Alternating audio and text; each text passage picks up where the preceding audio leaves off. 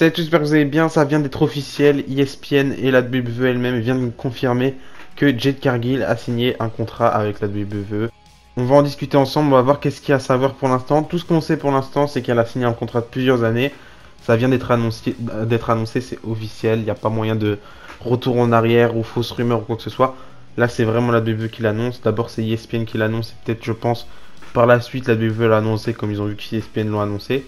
Ou peut-être que ça a été prévu pour que la WWE l'annonce, je sais pas. En tout cas, ça n'a pas été fait depuis un long moment que la WWE annonce une signature comme ça.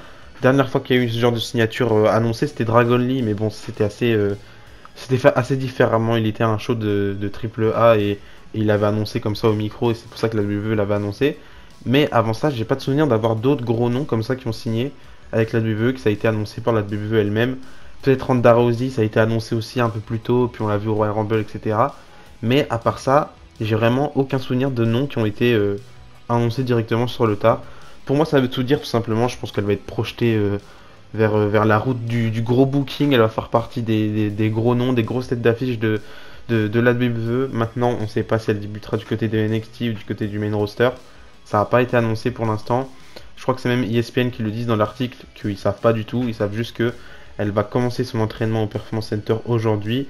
Peut-être qu'elle a déjà commencé son entraînement un petit peu plus tôt, mais tout ce qu'on sait, c'est qu'elle sera au Performance Center. Elle va s'entraîner et puis elle fera ses débuts.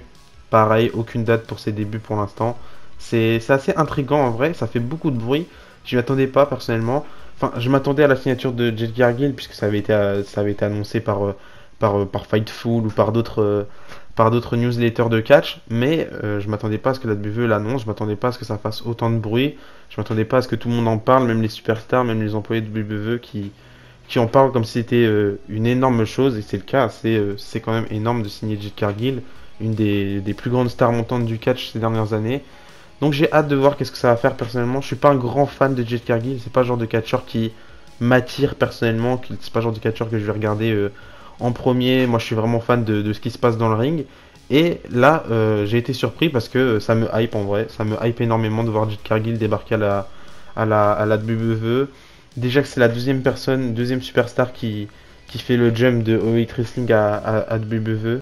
Cody Rhodes l'a fait en premier, puis maintenant c'est Jade Cargill, et même parce que Cody Rhodes c'était totalement différent, elle avait déjà été à la WWE avant, et là c'était juste un retour.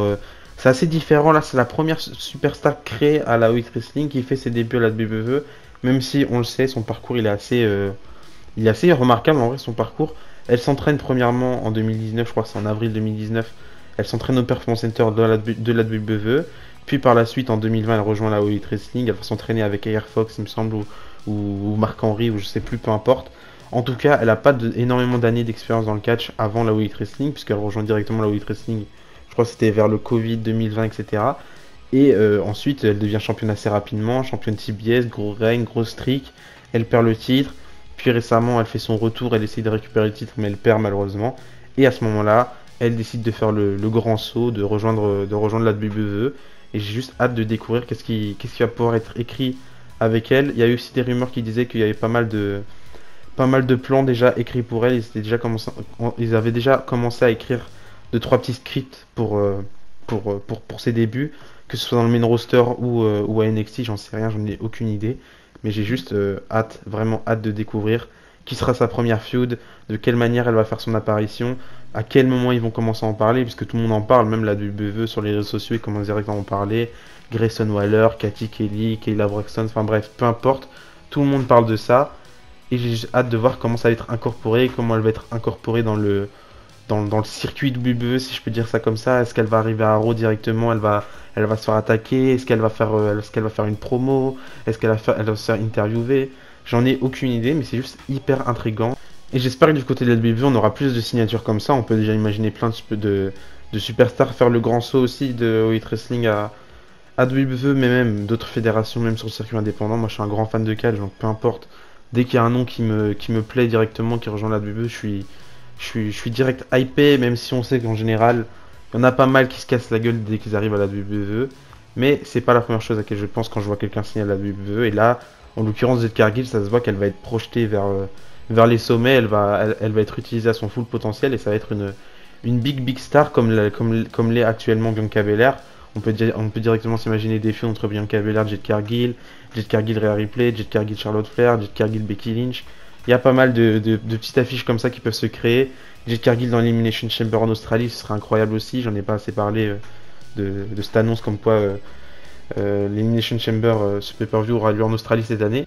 On peut s'imaginer plein de choses. D'ailleurs, dans les commentaires, dites-moi quel est le premier match, première feud, peu importe, que vous aimeriez voir avec Jade Cargill. Et il y a pas mal de choses aussi qui arrivent du côté de WWE, des superstars qui ont signé, Carlito qui devrait faire son retour, je sais pas quand, mais il devrait faire son retour. Brian Pillman Jr. aussi, un autre catcheur de Elite Wrestling qui a signé et qui devrait commencer avec NXT prochainement. On a AOP qui sont de retour et qui n'ont pas encore été utilisés. Et Kairi Sane, gros nom, qui devrait faire son retour prochainement, vers novembre, décembre, janvier, peu importe.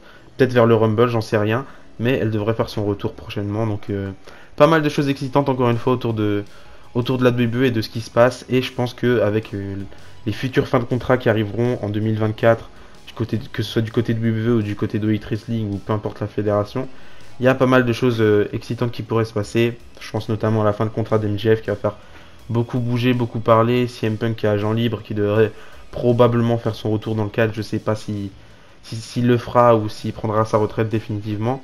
Mais en tout cas, c'est une bonne période pour le catch. On a pas mal de choses intéressantes à discuter, notamment ces fins de contrat. Ça me fait penser un petit peu au mercato de foot où c'est juste hypant de voir qui ira dans quel club. Et là, c'est juste hypant de voir qui pourra aller du côté de Elite Wrestling, qui pourra aller du côté de WWE, qui pourra aller à la New Japan.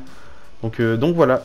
Dites-moi vous aussi qui aimeriez-vous voir faire le grand saut comme Jade Cargill de Elite Wrestling et la WWE. Moi j'ai déjà deux noms en tête, MJF et Ricky Stark. C'est deux noms qui pour moi pourraient rejoindre la WWE lorsque leurs contrats se termineront. Mais encore une fois, il y a pas mal de choses à prendre en compte, donc on verra bien d'ici là.